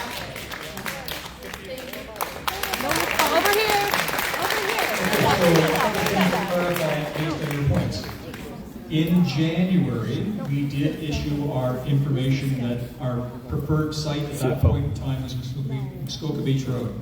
We then undertook a series of consulting analyses on what's called due diligence on water, geological, species of risk, a whole series of topics. It will be eventually. Eventually. And that will be part of the document that goes to the ministry for the actual submission. But as a result of the due diligence analysis, the Muskoka Beach Road site was not the preferred site as the end point, and it was the Pine Street site. It was based on all of the analysis that was done, and that's why we made the choice. What are the analysis? Show the analysis. I just have a comment on the satellite. Include the comment in your answer, but it's useful information. I will comment on 2 points that I agree with. The comment was, Bracebridge is central in Muskoka, why wouldn't we have the bigger hospital here? Let's speak about numbers. Not about size, but about numbers. And I want the focus to be on the function of the bed and what the bed is going to be used for. The chance of someone going to the hospital needing to be admitted is less than 5%. The chance, just hear me out. You've been running at 130% capacity for months. Just let me finish the comment. Someone coming to the emergency room, either in Bracebridge or Huntsville, the chance of the person needing to be admitted to the hospital is 8%. So out of the 25,000 visits, in each emergency room. Approximately 1,200 a year will be admitted to the hospital. The remainder will not need to be admitted to a bed. In terms of surgeries, the number of surgeries happening at the Bracebridge site as per the projected model is 9,700 as opposed to 800 surgeries that will need to happen in Huntsville. That will be because different types of procedures, different types of surgeries. The vast majority of surgeries, and my colleagues who are surgeons in the audience can comment on that at the end of the meeting, will not need to be admitted or will need to be admitted for a short duration of time. And that's why 9,700 surgeries will be happening here and 800 will be happening in Huntsville. And so the chance of someone going to any of these two hospitals needing an inpatient bed is less than 5%. 95% of the time you will not need the bed. The site in Bracebridge will be the busier hospital, much busier. Size-wise, yes, Huntsville will be larger because it has more beds, because the beds are for a function. Now, maybe when we meet with the physicians again, there will be a request about additional beds for a certain function. This is functional planning. I just want to make that point clear. In terms of listening to the physicians, in addition to the multiple user groups, the consultation is still happening. And yes, some of the care models really need the input from the physician. And we have a credential staff association or the medical staff association that is representative of all the physicians, and the executives from that association are members of the board of directors and on the medical advisory committee.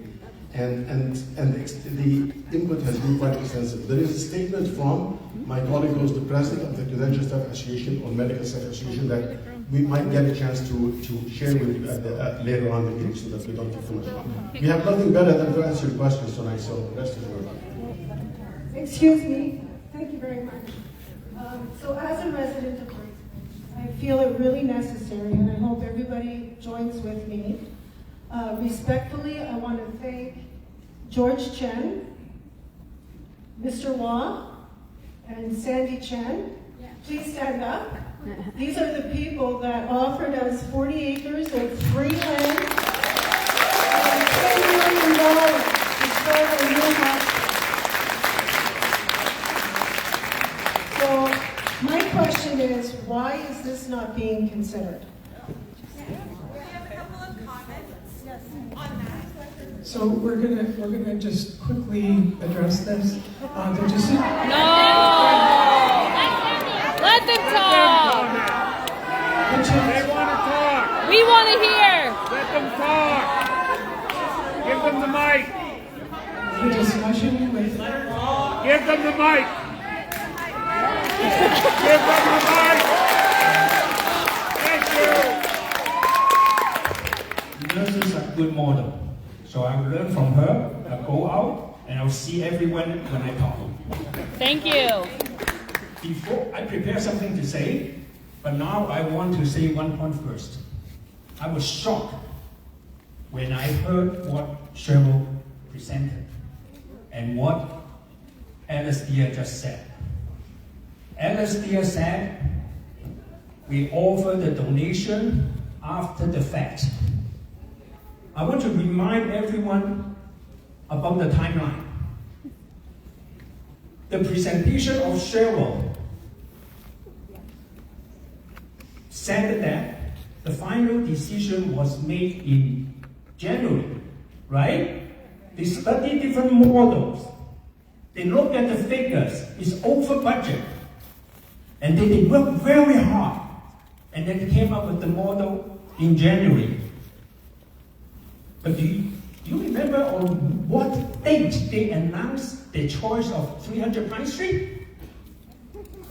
December 19, before they finalized the model. We offered the donation on December 31st, after we learned that they chose Pine Street. We thought that the hospital need more money.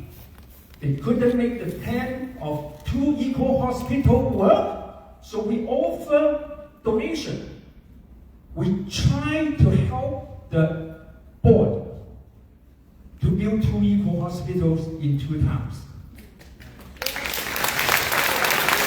And then today, we were told that they made a decision in January. and we make the donation, the offer to donate after the fact. I don't know why. Okay. Sorry that I didn't declare my conflict of interest before I said whatever I've said. My name is Phillip Hemens. Yes, I have very, very tough question for you. I'm the CFO of Muskoka Royal Development Inc. I'm advocating for a full-size hospital to be built on our land, 1975 Muskoka Beach Road. And before I start, as I said, I need to declare our interest. Our company owns a piece of property which is over 800 acres. That's why I totally agree to what Mary said. Our land is way better, and because we can have vacant land to build all the supporting amenities. And the hospital was interested in 40 acres of our land, which doesn't have any environmental issue. We make a copy of our circulation today, so take it home and study it. And the consultants that the hospital board has hired, the name of the consultant is called Urban Strategy Inc., and also they partner with one of the largest engineering company in Canada, Stantec. We were told that they complete all the studies, they wrote very detailed reports and make a recommendation to the board, and even back in April, before they finished all the due diligence work, they did initial investigation to the two pieces of land. And one of the senior consultants with urban strategy mentioned in a public meeting on April 22nd. And Eric, the senior consultant, said our land was the preferred land. Because even before the due diligence, they already know, they probably learned something from Mary. They know from the local real estate agent that our land is far better. And our ecologist consultant is here. Gord is a long-time resident of Bracebridge. He did all the environmental work on that piece of property before our company acquired the land. He has been working on the land for over 20 years. He can attest to you that the land is free of environmental issues, as mentioned by Eric, the senior consultant of Urban Strategies, back on April 22nd, 2023. And I wonder, suddenly, why the consultant just disappeared. In every single public meeting in the past, since January 2023, when the board engaged the consultants have been present at every single public meeting. Oh, they're gone. Why? So this is the first tough question. And after we announced last week at the Gravenhurst public meeting that we actually offered to donate our land and also $10 million of cash, good news come back. A very generous local resident of Bracebridge connected with us. He said that he was inspired. He wanted to donate $1 million of cash too. But he has two conditions. His two conditions is not building the property on our property, because we didn't know him before. He said his two conditions. He wants the board to answer. First, are you going to release the consultant's report to the public? So that's his first demand. The second question is one that the hospital leadership had never been able to answer, unwilling to answer, and they want us to forget. I raised this question at the last meeting at Gravenhurst. I asked, if you want to scale down the hospital from 70 beds to 80 beds, what's your first logical solution? You on the same land. Why spending so much money to find another place? You don't need to use our land. Just use the land of the existing hospital, right? Take down the 70-bed hospital, change to the 18 beds, right? This is the second tough question. And we also connect with a board member of the South Muskoka Hospital Foundation. He told me that they work really hard, the foundation people. They try to get pledges to donate to the new hospitals. Once the announcement come out that it's going to be only 18 beds, you know what will the donors say to the foundation people? Exactly. They are more polite. They said that they have other charities which need more money and they want to reallocate their money there. If you read carefully what the presentation earlier said, the community is responsible for the financing of the equipment and beds, right? So if donors are not coming up with their money, you will have an 18-bed hospital with no furniture, no equipment, and no nurses.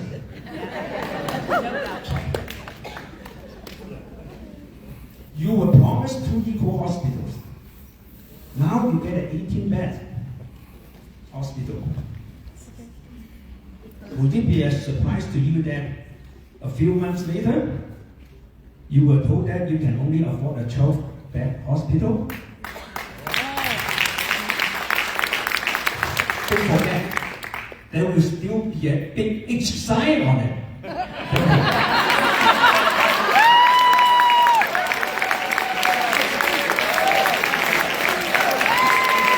Go ahead, Peter. We got your H. Our nurses. Good evening. My name is Rick Struthers. I've been a Closer, please. business owner Thank you.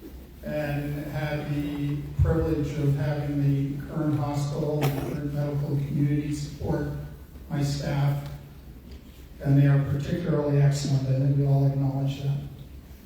I want to thank the current board for their service. But I think, Gray, you got to take the message back. The community isn't happy. A bad plan is a bad plan.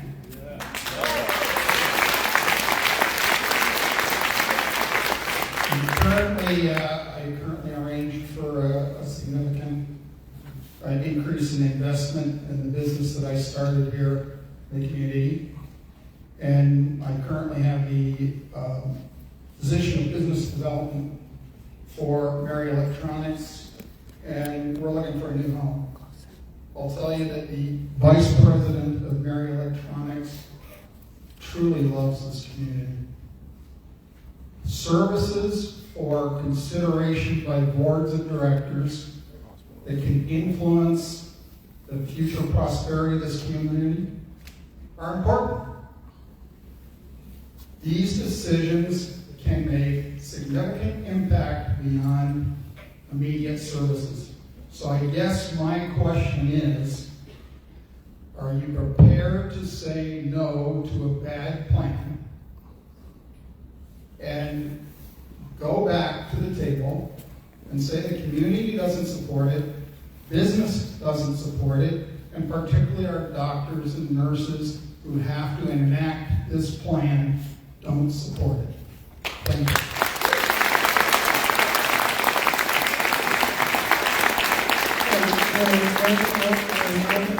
We're willing to consider continuing working on the plan. As we said, we have a meeting scheduled on February 20th with the doctors. We'll continue this discussion.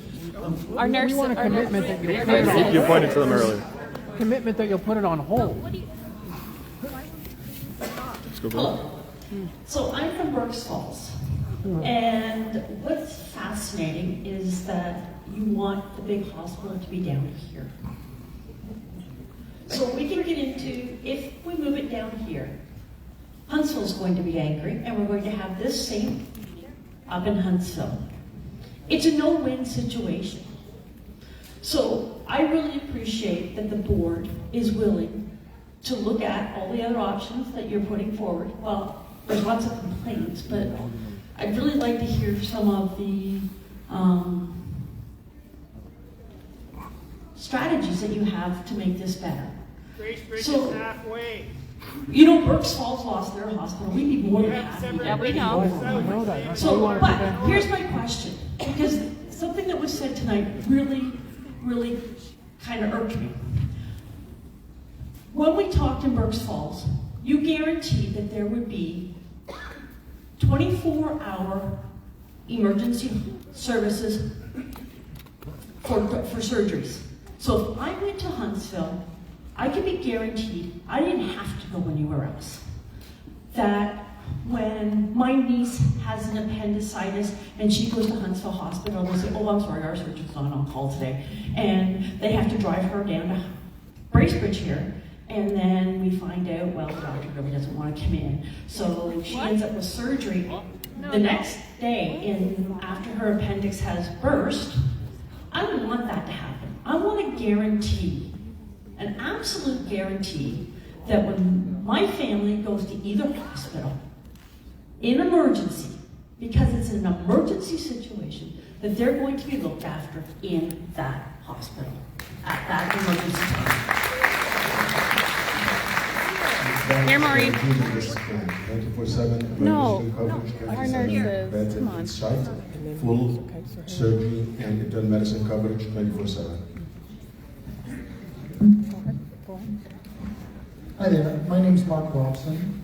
I'm 60 years old. I've lived in this community for 60 years. I worked in the healthcare industry for over 30 years. Not directly in hospitals, but I was going into and out of hospitals all across Ontario, all across Canada, and into the United States. I want to commend these guys to some extent because part of this plan I think is excellent. Okay? There are other parts that I think really need help. One of the single biggest problems with your plan is that the largest number of your patients are taking up 30% of your beds. That was the number you quoted, right? Closer microphone. So you quoted 30%, right? Yeah. ALC. Okay. ALC. So what we have is a lot of elderly people that can't be put out into the community into long-term care facilities. That's the single biggest problem I see. Agreed or not agreed? Not the Not all single ALC patients are waiting for long-term care. Agreed. Many people that come in, because we don't have proper services around them, actually decompensate and have falls, fractured hips, lots of things. So we are trying to look at a way that we can prevent people from even becoming ALC. Absolutely, but we're all going to get to the point where we may need Because they're some using sort their of mic. institutional care. It shouldn't be in the hospital, One mic at a for time. sure. And we're trying to look at the population, She does. at least getting it down so She has that the mic. they get to the right level of care and not be in the hospital. Okay, thank you. Okay, so I still say I appreciate the answer. I still say that 30% of your beds, fall prevention, I know all about fall prevention. I used to teach it to occupational therapists, physiotherapists, dealers, sales rep, technicians, you name it. Okay, so I know all about trying to promote that in the community. Okay, but I still don't think that's going to relieve a major portion of your problem. A major portion of the problem with our hospital is 30% of the beds, by your numbers, are filled with elderly people that are waiting to get put out into long-term care facilities. We don't have those long-term care facilities here in Muskoka, whether it's Bracebridge, Bracebridge, or Huntsville. Okay? They're not there. So here's my suggestion. Maybe we downsize the hospital a little bit because it's not really about the number of beds. It's about the number of people and the type of people that are using those beds. Okay? So downsize the Huntsville Hospital, raise the size of the Bracebridge, and again, it's not about size, it's about the number of beds and what they're being used for. I think it's great that you're talking about doing day surgeries one place and other surgeries in another place. Because 9 times out of 10, maybe that's an exaggeration, I don't really know real numbers, but those surgeries are done by appointments, aren't they? Like most surgeries? Okay? You know, even birthing, unless they come in under emergency, right? So my point is, I think part of this plan is really good. I think what we need to do is look at downsizing the Huntsville Hospital, maybe increasing the size of the Bracebridge Hospital a little bit, use the existing Bracebridge Hospital as a long-term nursing facility.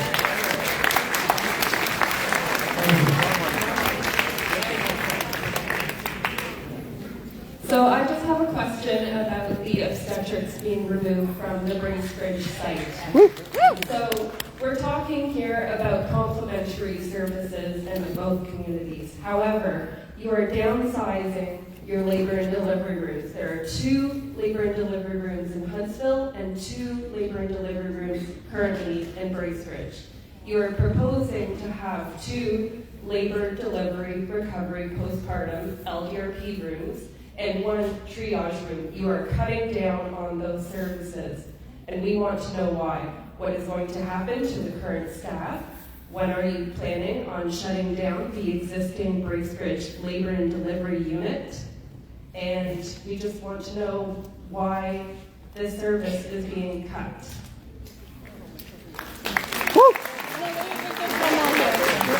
She's with them. Oh, Maureen. So we're not actually cutting services. From a planning perspective from the Ministry of Health, they have guidelines as to how many rooms and certain types of rooms based on the volume. With less than 300 births a year, which is an average of less than 1 a day, they are saying that 2 plus 1, so it's 2 LDRP rooms that you spoke about, and an additional procedure room that we support of. That is more than the planning guidelines will allow. So it's not a question of cutting services, it's a question of providing the services based on the volume of what we're doing. I hate it is. We weren't done. Our nurses weren't done. We've all been here for a while. One last question. No, Dr. Abdel said we've got time to do as much as we need. Please accept it. We have lots of time. You promised me about 10 You did. Let our nurses speak. I'm not a nurse. Oh, sorry. Sorry. She's had her you promised me an hour. You promised me 10 times that I could have the mic. Could I please speak? Sir, would you be willing to? I'm so sorry. Go ahead. I'm not a nurse. Sorry. I live in Bracebridge, but I'm a citizen. And it feels like, and I should say I have a background in community development, and it really feels like this is a done deal, and that this isn't engagement. I kept seeing the word engagement up there. Doesn't feel like engagement. Sorry, I forget your name in the suit there with the tie. But you said this is the report. We'll be submitting this when we do this on this date. It's a done deal. But well, okay. So you are submitting something on that date, and you are moving ahead. But my point is, you have a lot of citizens here that are wanting engagement. There are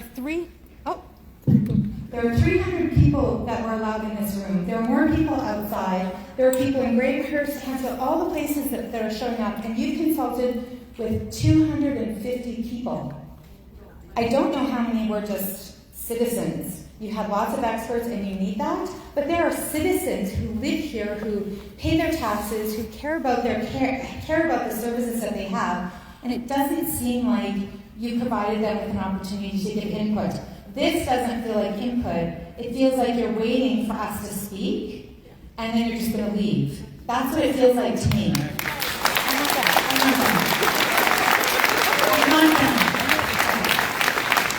So when you're talking about your models and projections about what happens at these hospitals, I want to know about the projection of the extra deaths that will occur when you have to transfer patients between hospitals. Because it's well known in the scientific literature that transferring between hospitals causes an increase in mortality. So I actually want to know what your projections are on that because it's important.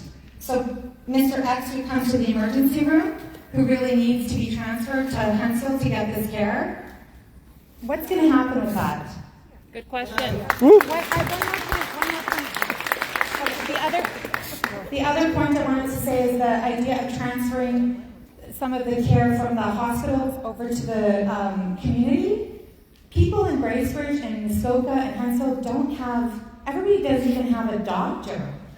We don't even have doctors, so how, like family doctors, so how are those services going to be transferred from the hospital to the community when we don't have basic care of family doctors?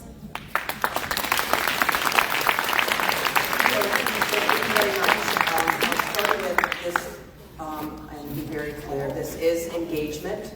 We will continue to have conversations, smaller groups, whether it's with our nursing staff, we're doing it with our physicians.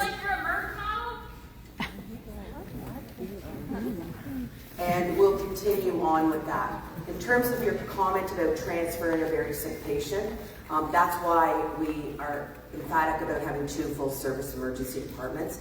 Secondly, people that are already very sick get transferred out today. If you need a level 3 ICU stay on a ventilator for 3 to 5 days, lots of drips, you're going to Aurelia, Barrie, or even to the GTA, like I mentioned. So we are not, by having the model of a level 3 ICU, we're actually keeping those patients.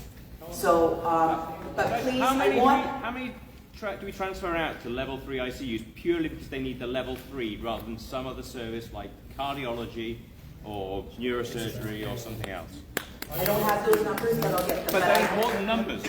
Pardon? I've worked at the ICU. I've only had to transfer maybe about 2 people since the summer because they would need a long-term vet. The rest of the people would be transferred out anyways, irrespective.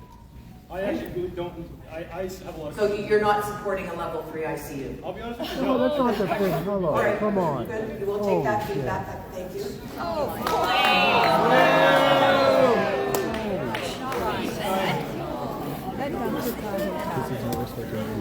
For those who don't know me, I'm Dr. Bill Pahi. I was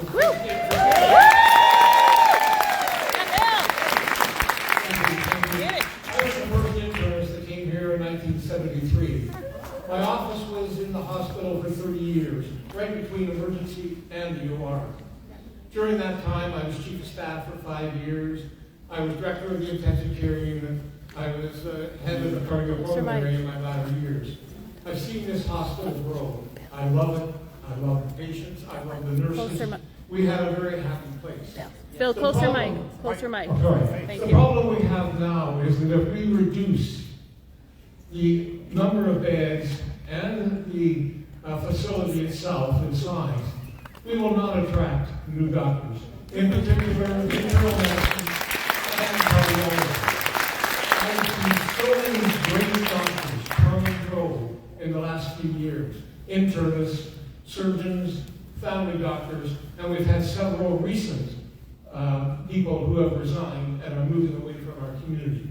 We need to have a hospital which is inclusive and a happy place, and we also need to have it big enough that we can have the internists and the doctors, surgeons that can function in our emergency department. Young doctors who work in emergency, and they're usually young, want backup. They want internists, they want to look after their cardiology, their respirology, and they want surgeons on site. This current model will not sustain that. We will lose doctors, we will lose family doctors and specialists. And we don't want another Burke Falls. Thank you.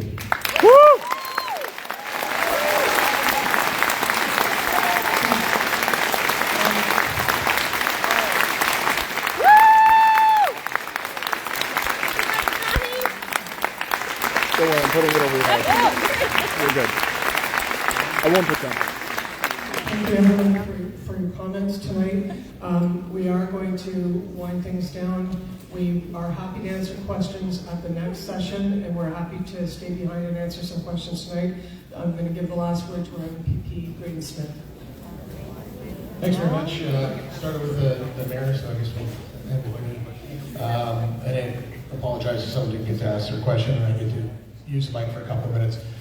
So it's been a really interesting time for me to be able to sit through different conversations in different parts of the riding and the different job that I have now and take in what everybody has to say. And the one thing that is obviously apparent everywhere, passions run deep for good reasons.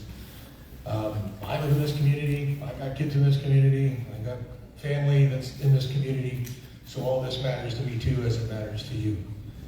I think one of the things that we've talked about, amongst many things, and I've had the opportunity to speak with some of the docs, speak with a lot of the public, speak with kind of everyone connected to this in various ways, in various places, is that it feels a little time crushed, right?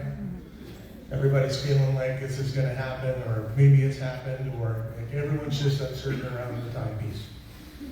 I think time, and to Bob, who spoke earlier, in his 97 years of wisdom, we do have a special chance. We do have, and I know some people have got upset with me on Facebook talking about the money. Nobody gets this amount of money in a small community to redevelop their hospitals. We are really, really blessed and fortunate. We're really blessed and fortunate to be in the place we are in the Q2. And I will be overtly partisan for a moment. That's because the Premier cares about this area. It's true. You can say he doesn't, but it only happened because this government made a promise to try and give good things to happen. So take it or leave it. But the reality is we've got an opportunity, but we need time. It's clear that people want more time. You want to be heard. You want the board to hear you. Kudos to the board and to senior administration. It's not an easy job that you've been given and not an easy task. I don't think anyone would have wanted to stand up and take this tonight, but you did it, and you did it with class. To the public, obviously, again, passionate about healthcare in your communities. I'll just reflect back a little experience on this from 10 years ago when we were kind of in a different position, but a similar position, and the passion was there then, as the passion is there now. So, my request to the board and my request to the public is, let's take some time. Time for the board to take in with all the time they need, what they've heard from this meeting and all the other meetings and all the other comments. Time for me to take it in and have more meetings and talk to people and find a way that we can ultimately end up in a place that benefits all of Muskoka, all of East Prairie Sound, all of the people that use these two tremendous facilities. If we're worried about the fact that we're going to lose our place in the queue, man, I've already started going to bat for that. So, I want to make sure that we've got all the time we need. That's one of the tools that we have to work with. Let's use it. I've been having, as I said, great conversations. I talked to Dr. Hemens today. He's, I don't know if you can see me now, but he's there. He's here. I got every third syllable today. He's in Guatemala. He thought it was important to be here. I won't say where it is, but I got the message. And there's more conversations to be had. There's more conversations that you want to have with the board. There's more conversations to be had with everyone in this conversation. So, all I'm saying is we've got an opportunity here from both a monetary standpoint. Let's use time as our friend, work forward together, make good things happen for everybody. I've already started conversations with folks that I know to try and make that happen, and we'll continue to do so. And again, thanks very much to everyone that's been part of this. You might not like the plan. The board deserves your thanks for what they've done and how they tried to do it. Listen, you don't have to like what they did, but you have to respect the effort, and you have to respect the fact that 2.5 years, Green. 2.5 years left. Shame on you guys for not being more proactive. Well, but you know what? I'll be there trying to find solutions for everybody, working for time for everybody, working towards solutions. It's my honor to do that for you all. Thank you very much.